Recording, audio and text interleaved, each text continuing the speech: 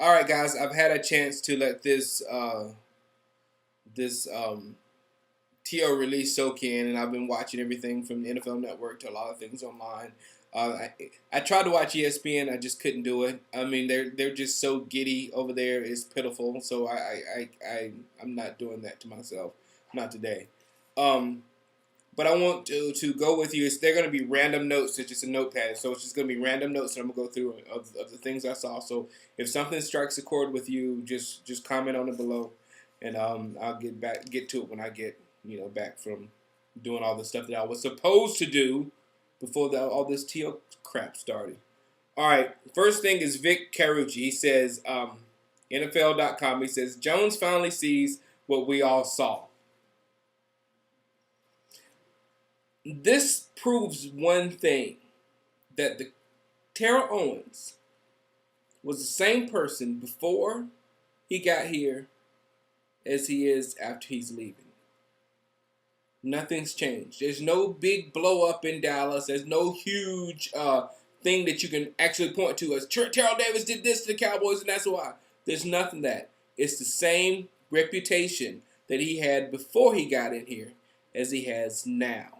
So, it seems to me, if the guy had a reputation of doing something that way when they came in, I would do my best to try to work with that guy because I already know what I'm going to get. I'm not going to put everything on that guy to totally change. And I'll tell you, I challenge any one of you to say the Dallas Cowboys have not been the team where T.O. had the best behavior. I challenge anybody to go against that. He's been on his best behavior with us. So, it's like we caved in to people who were already against him at the beginning and wanted to prove their point. And this is why ESPN is so happy that the release proves their point that he's a cancer.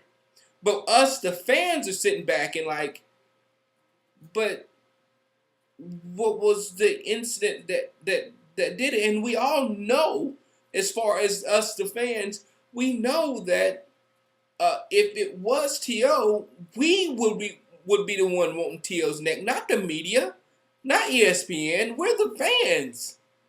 We're the people who they play for, not the media. So I don't get that. I was the first one when he got here. I said I am not going to judge that man on stuff that is personal and stuff that you cannot bring up as fact, like jealousy.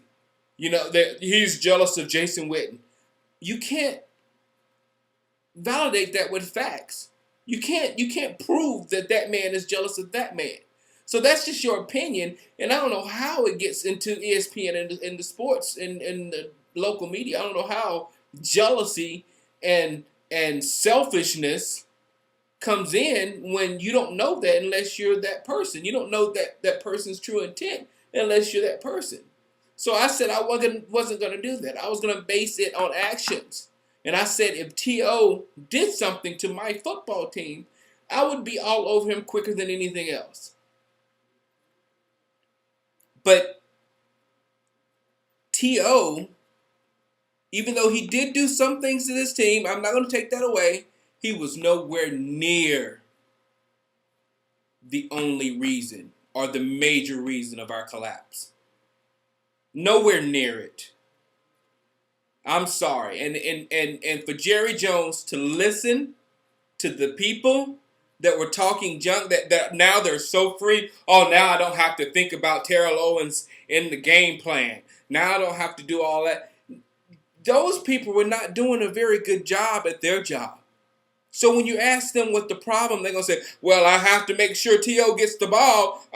Well, they don't have that now. And maybe Jerry Jones did that to say now, because I didn't think T.O. was going to be back after next year anyway.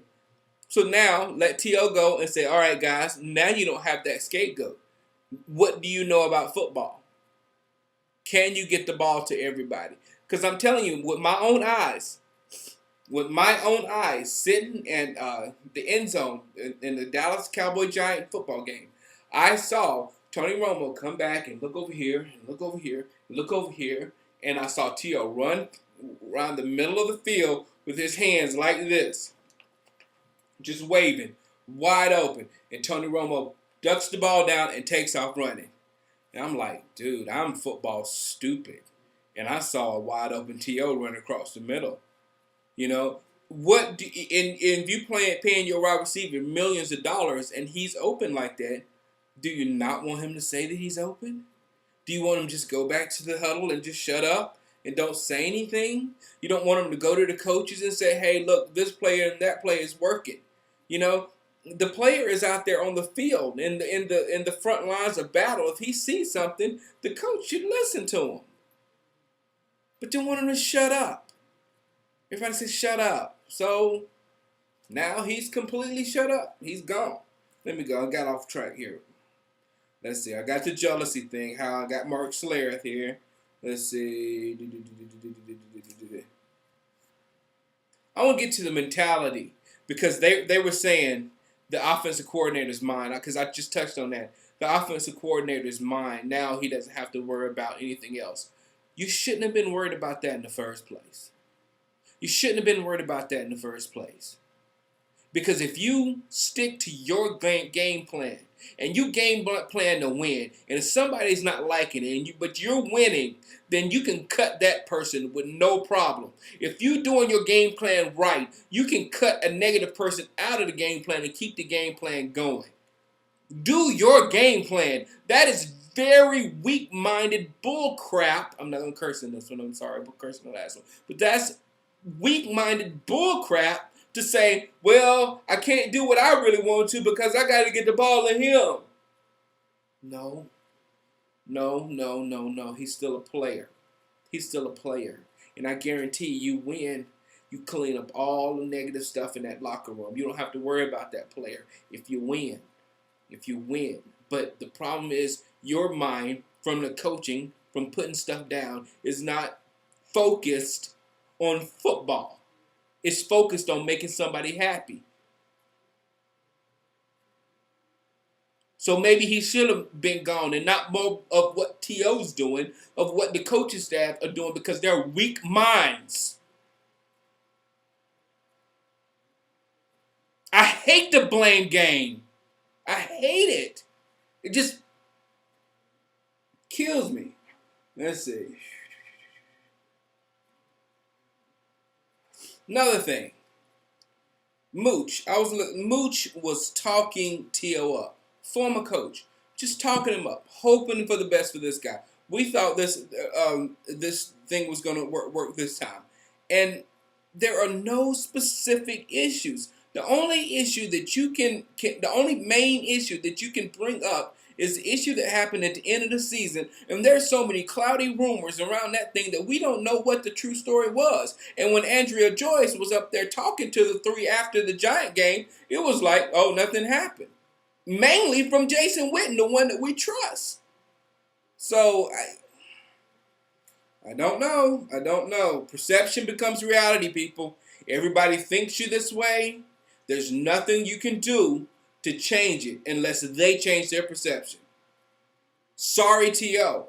Everybody thinks that you're this way. No matter what you can do, no matter what you say or how you act, every action that you do will be perceived from the viewer's perceptions.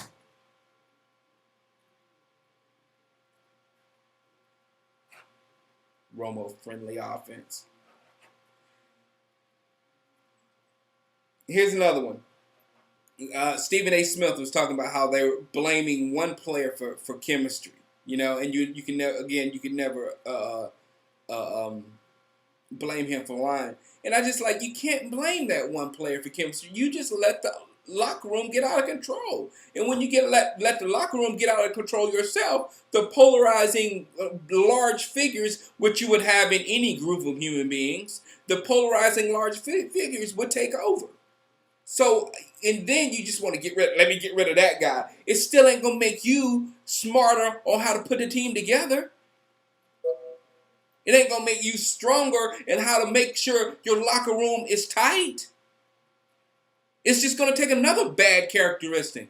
Maybe this time, and we've all saw it, lackadaisicalness. If that is even a word. But we saw it. All of us seen it. We saw that only a few people, even though T.O. didn't play well all the time, he played all the time. DeMarcus Ware plays all the time. There's few people on the team that you can say they play all the time. I want those players. And we'll figure out if you give me a player that wants to win, if you give me a player that wants to win football games, I don't care what his personal attitude or whatever. Like, I'm not like T.O. We're probably two totally different people. But that's not how you build a business and an organization. If you give me that guy that wants to go and wants to win, we'll win together. We'll figure out how to work together. But if you give me a guy that rather be outside at the club, partying over here, over this country, over doing this, rather be doing other things outside of football, I don't want him. I don't want them. Yeah, maybe they don't cause no rifts in the locker room. Maybe they keep to themselves. I'm not shutting up because I got to go to Bart St. Lucas next week. You know, I'm not messing up my check. No, because they're thinking about something outside of football. So, another thing, Bill Parcells. I have to address this because I was one of the when Bill Parcells was in Dallas, I wouldn't say anything because I said Bill Parcells knows more about football than I will ever know, and I still say that. So I would never second guess anything that Bill did. When Bill left, I was really mad that Bill left on us like that. So then I started talking not bad about him, but not saying no, we can do it without him, blah blah blah, and I bought into the whole T.O. thing, blah blah blah blah. So it's so confusing that we would be going in that direction so fast, but now we want to go back to a running team, how we were when Parcells was here. And I don't think you can shut it on and shut it off like that. You know, people say, oh, yeah, we're going to run the ball, we're going to run the ball more, but you can't do that. You got to have coaches and a philosophy for running the football in place, which we had. But now we switched it into a passing team so you can get rid of one point. Oh, we're just going to run now. The NFL don't work that way. You got to have some sort of philosophy, which is one of my main problems with this because I see no general philosophy for these moves. I see nothing. I see no, oh, we about to clean house. We don't want to this. I don't see nothing. I don't see nothing. All I see is a lot of people that didn't get the job done last year, and one person got fired, and other people that didn't get the job done still have their jobs. That's all I'm saying. Oh, yeah, Stephen A. Smith went off on Jerry Jones, and you got to think about this. We talk about all of us, everybody, and all the media want to attack Terrell Owens' character and want to attack his character.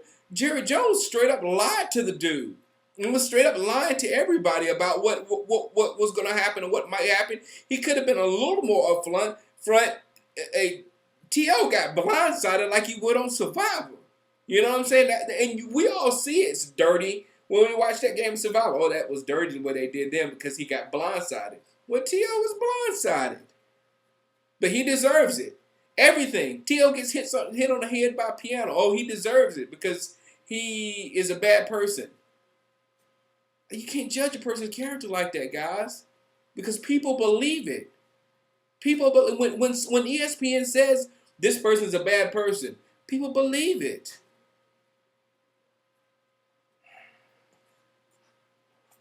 What else? Yeah, he's not shot. There's another thing. Somebody said he's not shot himself or had a DUI or anything other criminal. Now that's one thing I don't deal with. I mean, if you can keep going in jail, I don't want you on a team. You know, there's things. I mean, I'm straight down the line on things I'm not going to deal with. I'm not going to deal with that. I'm not going to deal with something where I see is factual, where person A or team player A is messing up my team. And I didn't see it with T.O. All I saw was a lot of BS media floating around, and no one ever knew what the real story was. Oh, and then one more thing. I'm sorry, this is a long video, but this is a big subject. It says they want to, Ed Werder, who God, I didn't want to watch him, but Ed Werder said that they want to give Tony Romo a chance to lead and a chance to be a leader. Again, the philosophy here, guys, I just don't believe you give a person a chance to lead. A leader is a leader. A leader will take the reins of any situation because that's what they are. You don't say, well, I'm going to do that, I'm going to do this, and if this person's out of the way, maybe he can lead better. No, because if he was a true leader, he would have taken over at the beginning. Maybe, I mean, there's been successful quarterbacks who's not a leader types, but don't try to make him into one if he's not.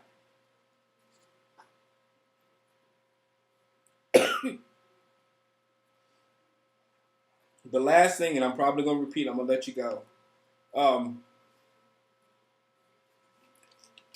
If T.O. was screwing up the Dallas Cowboys to the extent that is being portrayed on ESPN, me, you, the entire fan base would have wanted him out.